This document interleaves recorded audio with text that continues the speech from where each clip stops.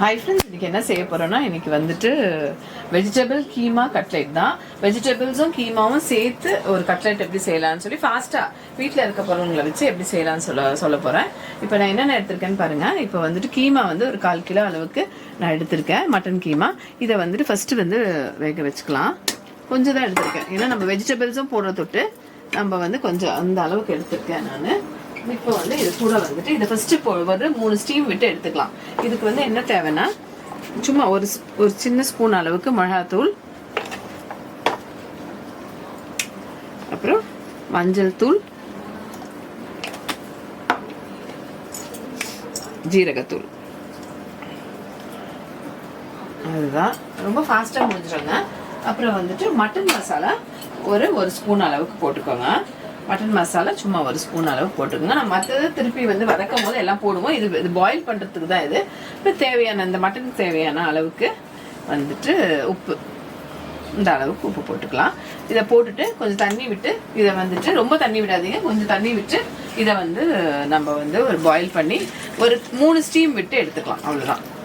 கட்டுங்க, உள்ள கட்டு. இந்த அளவுக்கு தண்ணி விட்டு ஒரு 3 ஸ்டீம் விட்டு எடுத்துக்கலாம். அதுக்கப்புறம் நம்ம இந்த சைடில் கட்டு. அதுக்கப்புறம் நம்ம இந்த வெஜிடபிள்ஸ் எல்லாம் எப்போ போடணும்னு நான் சொல்கிறேன். உருளைக்கிழங்கு நல்லா மேஷ் பண்ணி வச்சுருக்கேன். ஒரு 4 உருளைக்கிழங்கு, ஒரு 2 கேரட்டு, அப்புறம் ஒரு 10 பீன்ஸு, அப்புறம் வந்து கேப்சிகம். இதெல்லாம் வதக்கணும், இதெல்லாம் வேக வைக்கணும். அதுக்கப்புறம் கேப்சிகம், அப்புறம் வந்துட்டு ஆனியன் வந்து ஒரு 3 ஆனியன்ஸ் எடுத்திருக்கேன். அப்புறம் பச்சை மிளகா வந்து ஒரு 7-8 பச்சை மிளகா, அப்புறம் கொஞ்சம் வந்துட்டு பூண்டு வந்து ஒரு 10 பல்லு பூண்டு, இஞ்சி கொஞ்சம், எல்லாமே சாப் பண்ணி வச்சுருக்கேன். இப்போ நம்ம வந்து இந்த மட்டனை வந்து நல்லா போட்டு வந்து வேக வச்சுக்கோம். அவ்வளோதான்.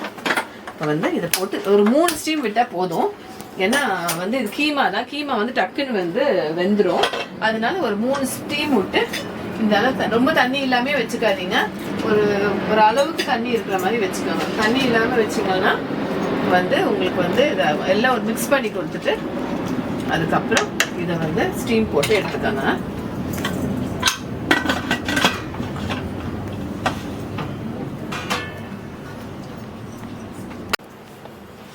பாருங்க, ஒரு 3 ஸ்டீம் விட்டாச்சு. இப்போ ஸ்டீம் ரிலீஸ் பண்ணோம்னா எடுத்துடலாம். அப்போ கீழே பாருங்க, இப்போ வந்து எந்த அளவு தண்ணி இருக்குது, திருப்பி ஸ்டவ் பற்ற வச்சுட்டு நம்ம இந்த அளவு இப்போ தண்ணி இருக்குது இதில், சரிங்களா? இப்போ இந்த தண்ணி கம்மியாக வச்சுட்டா இன்னும் கொஞ்சம் கம்மியாகும். நான் கொஞ்சம் தண்ணி வேணும்னு தான் வச்சேன்.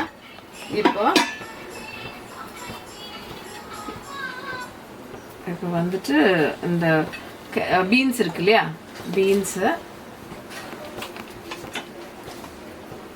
பீன்ஸை ஃபுல்லாக இதில் போட்டுக்கலாம். அப்புறம் கேரட்டையும் ஃபுல்லாக போட்டுக்கலாம். இந்த தண்ணி வத்துறதுக்குள்ளே இதுவும் வெந்துடும். இந்த தண்ணி வற்றி வர்றதுக்குள்ளார இந்த பீன்ஸும் கேரட்டும் வெந்து வந்துடும்.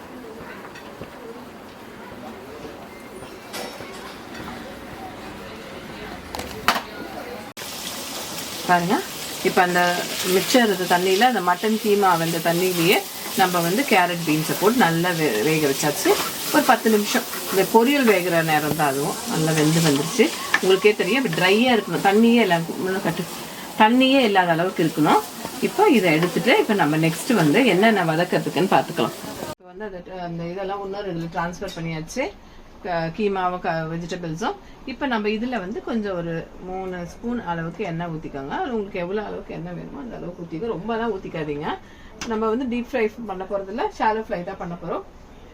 இப்போ இந்த எண்ணெய் சூடு ஏறணும்னா நம்ம வந்துட்டு ஃபஸ்ட்டு வந்து இஞ்சி, பூண்டு, பச்சை மிளகாய், இதை 3ஐயும் போட்டுற போகிறோம். இதெல்லாம் ரொம்ப வதக்க தேவையில்ல, ஒரு அளவுக்கு வதக்கினாலே போதும்.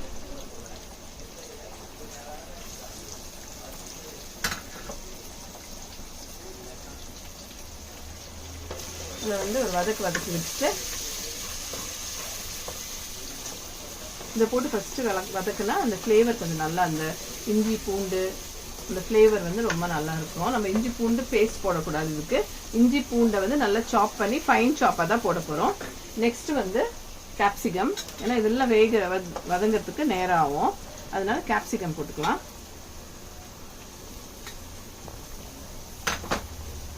இதையும் போட்டு நல்லா கொஞ்சம் வதக்கி விட்டுக்கலாம். பச்சை மிளகா வந்து காரத்துக்கு பச்சை மிளகா தான். நம்ம 1 ஸ்பூன் மிளகாத்தூள், 1 ஸ்பூன் மட்டன் மசாலா போட்டிருக்கோம். இப்போ இதெல்லாம் கொஞ்சம் வதக்கி வரட்டும். கொஞ்சம் வதங்கிட்டு நெக்ஸ்ட்டு வந்து தான் இப்போ வெங்காயத்தை போடலாம். இந்த வெங்காயம் ஏன் லாஸ்ட்டாக போடணும்னா அந்த கிரன்ச்சினஸ் இருந்தால் நல்லாயிருக்கும் வெங்காயத்தில். கொத்தமல்லி வந்து நிறைய போட்டுக்கோங்க. நிறைய இருந்தால் நிறைய போட்டுக்கோங்க. என்கிட்ட கொஞ்சம் கொத்தமல்லி தான் இருக்குது, அதனால கொஞ்சம் தான் போட்டேன் நான். கொத்தமல்லி நிறையா இருந்தால் கட்லெட்டுக்கு எப்போவுமே நல்லாயிருக்கும்.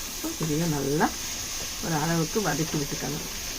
ரொம்பலாம் ஆயில் தேவையில்லை இதுக்கு வதக்கிறதுக்கு. ஏன்னா நம்ம இப்போ ஃப்ரை பண்ணும்போது ஆயிலில் தான் போட்டு ஃப்ரை பண்ண போகிறோம். அதனால கொஞ்சம் எண்ணெய் விட்டு இது வதங்குற அளவுக்கு எண்ணெய் இருந்தால் போதும். வதங்கும் போதே இப்போ நம்ம வந்து தேவையான அளவு உப்பு போட்டுக்கலாம்.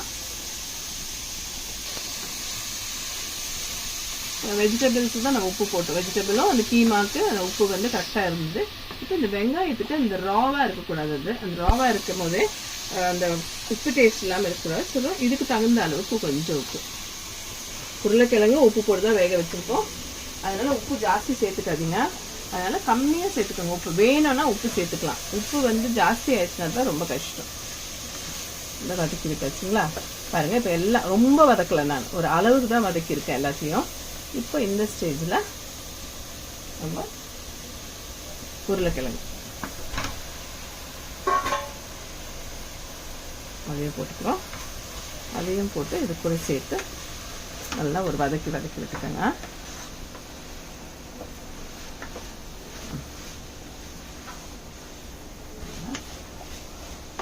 உருளைக்கிழங்கையும் போட்டு ஒரு 2 வதக்குனா அது வந்து அந்த உப்பு அந்த இதெல்லாம் அந்த உருளைக்கிழங்குல அந்த ஃப்ளேவர் எல்லாம் அதில் வந்து இதாகும். ஃபைனலாக நம்ம வச்சுருக்கோம் இல்லையா, இது நல்லா ட்ரையாக ரோஸ்ட் பண்ணி வச்சுருக்கோம்ல, இதையும் அது கூட போட்டுக்கோம். தண்ணியே இல்லை பாருங்கள், இந்த ஆயில் தான் இருக்கும். இல்லை இந்த மட்டனோட ஆயில் தான் இருக்கும். நெக்ஸ்ட்டு இதையும் போட்டு சும்மா ஒரு 2 வதக்கிட்டு ஸ்டோவை ஆஃப் பண்ணிடுங்க. ஸ்டோவ் தேவையில்லை இதுக்கப்புறம்.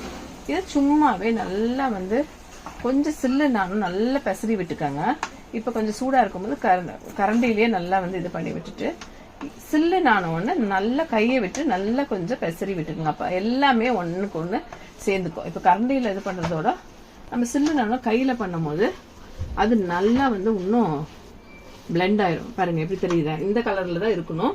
ரொம்ப எல்லோவாவோ இல்லை வந்துட்டு மஞ்சளோ ஜாஸ்தி எதுவுமே போட தேவையில்லை. நம்ம இந்த கீமாக்கு நம்ம போட்ட அந்த மிளகாத்தூள் அந்த மஞ்சத்தூள் மட்டும்தான்.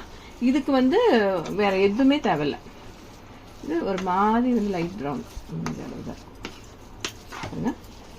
அவ்வளோதான், முடிஞ்சு போச்சு. இப்போ நெக்ஸ்ட் ப்ராசஸ் உங்களுக்கு என்னன்னு சொல்கிறேன் நான்.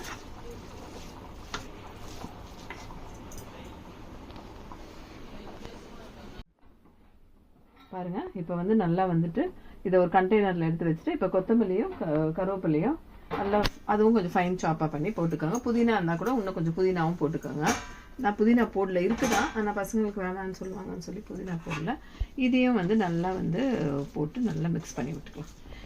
நீங்கள் வந்து நெக்ஸ்ட் டேக்கு வேணும் இதுன்னு சொன்னால் இதை வந்து கை போட்டு மிக்ஸ் பண்ணாதீங்க. இல்லை நெக்ஸ்ட் டேக்கு நான் வேண்டாம், எனக்கு இப்போவே நான் எல்லாத்தையும் செஞ்சிருவேன்னா கை போட்டு மிக்ஸ் பண்ணிக்கோங்க. நான் கொஞ்சம் எடுத்து வைக்க போகிறேன், அதனால தான் நான் கை போடல. இதில் கொஞ்சம் எடுத்துன்னா இவ்வளோத்தையும் செய்ய மாட்டேன் நான். பசங்க சாப்பிட்ற அளவுக்கு கேட்டுட்டு செஞ்சுட்டு மிச்சத்தை தூக்கி வச்சுருவேன். உள்ள ஃப்ரீசரில் போட்டுட்டா, ஃப்ரீசரில் வைக்காது, கீழேயே வந்து ஒரு பாக்ஸில் போட்டு ஏர்டைட் கண்டெய்னரில் போட்டு வச்சுட்டா மறுநாள் எடுத்து இதை செய்யும் போது இன்னும் நல்லாயிருக்கும். அவ்வளோதான். இப்போ நம்ம இதை எப்படி வந்துட்டு இது பண்ணுறதுன்னு பார்த்துக்கலாம். பாருங்கள் இப்போ வந்து நல்லா வந்து எவ்வளோ தேவையோ அந்த அளவுக்கு எடுத்து ஒரு ரவுண்டாக ஒரு இதை பண்ணிக்கோங்க. ஒரு உருண்டை பண்ணிவிட்டு அப்புறமா அது வந்து கட்லெட் மாதிரி ஃப்ளாட்டாவோ இல்லை ரோல் மாதிரியோ எந்த இதில் வேணுமோ உங்களுக்கு வந்து இது பண்ணிக்கோங்க. இப்போ முட்டை வந்து அடித்து வச்சுருக்கேன். முட்டையும் கொஞ்சம் பெப்பர் கொஞ்சம் சால்ட் போட்டு வச்சுருக்கேன் நான். இப்போ இதை வந்து ரொம்ப சால்ட்டெல்லாம் போட்டுக்காதீங்க, கொஞ்சம் வந்து முட்டையை பீட் பண்ணி வச்சுருக்கேன். அதில் வந்து இதை வந்து சும்மா உள்ள போட்டு இப்படி எடுத்து இந்த பண்ணி எல்லா சைடும் கூட்டி கொடுத்து வச்சிருங்க. திருப்பி அதே மாதிரி தான் ஒன்று எடுத்து பண்ண வேண்டியது. திருப்பி செகண்ட் இது நான் பாதி தான் எடுக்க போகிறேன், இல்லை கை வச்சு கூட எடுத்துக்கலாம் நீங்கள். நான் பாதி தான் செய்ய போகிறேன் இதில், அதனால தான் நான் வந்து உங்களை சொன்னேன் ஸ்பூன் வச்சு பண்ணிக்கோங்க என்ட்டுன்னு. இல்லை ஃபுல்லாக நீங்கள் எல்லாத்தையும் யூஸ் பண்ணிக்கலாம், கை வச்சு எடுத்துக்கலாம். முட்டையில் நல்லா இது பண்ணிவிட்டு இதில் போட்டு ரொம்ப ஈஸிங்க, ஃபாஸ்ட்டாக முடிஞ்சிடும். இந்த ப்ரெட் கம்ஸ்லாம் போட்டு கொஞ்சம் அது கோட்டிங்க்கோசரம் தான், அவ்வளோதான். அது மாதிரி ஒரு ரவுண்டாக பண்ணி வச்சுக்கோங்க. இதே மாதிரி தான் பண்ணி வைக்கணும். பண்ணி வச்சுட்டு நெக்ஸ்ட் வந்து ஃப்ரை பண்ணுறது தான். பாருங்க, ஒரு பேன் வச்சுக்கோங்க, ரவுண்ட் பேன் கூட வச்சுக்கலாம். இந்த மாதிரி பேன் தோசை கல் வச்சுட்டு இப்போ நம்ம செஞ்சு வச்சுருக்கோம் பார்த்தீங்களா, செய்யவே எடுத்து போட்டுடலாம்.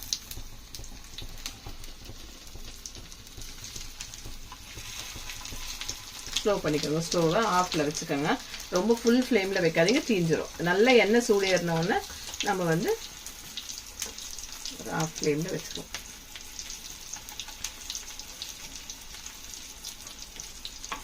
வெஜிடபிள், மட்டன் எல்லாமே போட்டு நல்ல ஒரு ஹெல்த்தியான இதுதான் இதுவும். இந்த மாதிரி ஒரு செஞ்சு ஒரு 4 போட்டுட்டு நீங்கள் வந்து இதை பார்த்துக்கிட்டு நெக்ஸ்ட் ஒரு 4 வந்து உருட்டி வச்சு டக்குன்னு மாற்றி அதுக்கும் மாற்றி உருட்டி வச்சுக்கலாம். ஃப்ளேம் கட்டு ஆஃப் ஃப்ளேம், கீழே கட்டு ஒரு ஆஃப் ஃப்ளேமில் தான் வச்சுருக்கேன் பாருங்கள். இந்த ரொம்ப ஃப்ளேம் வச்சிங்களா தீஞ்சிரும். இந்த அளவுக்கு வைங்க ஃப்ளேம், இந்த அளவுக்கு ஃப்ளேம் வைங்க போதும். இது மூடெல்லாம் வேண்டாம், இது அப்படியே ஃப்ரை ஆகாமல் திருப்பி போடணும், அவ்வளோதான். நெக்ஸ்ட் வந்து திருப்பி வந்து இப்போ நெக்ஸ்ட் நான் உருட்டிக்கலாம். நான் டக்குன்னு ஆயிரும் வேலை. இந்த சைடில் ஒரு பண்ண அந்த சைடில் அது வந்துடும். நெக்ஸ்ட் அதை வந்து போட்டு எடுத்துக்கோங்க. இப்படி செஞ்சு ஒன்று ஒன்றா பண்ணுங்க, ரொம்ப டேஸ்ட்டாக இருக்கும். நெக்ஸ்ட் அதை ஃப்ரை பண்ணிக்கலாம், திருப்பி போடணும். அதை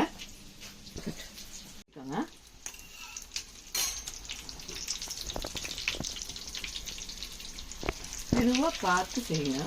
ரொம்ப அவசரப்பட்டெல்லாம் தள்ளி இது பண்ணி விட்டிங்கன்னா எல்லாம் வந்து இதாயிரும், டெலிக்கட்டாக இருக்கும் இது ரொம்ப. அதனால மெதுவாக பாருங்க. இந்த அளவுக்கு டக்குன்னு அந்த ஃப்ளேம் வந்து ஸ்லோவாக இருந்தால் தான் இந்த அளவுக்கு வரும். இல்லைன்னா உங்களுக்கு வந்து தீஞ்சிரும். தீயான அளவுக்கு வந்து இதை வந்து போட்டு மெதுவாகிடுங்க.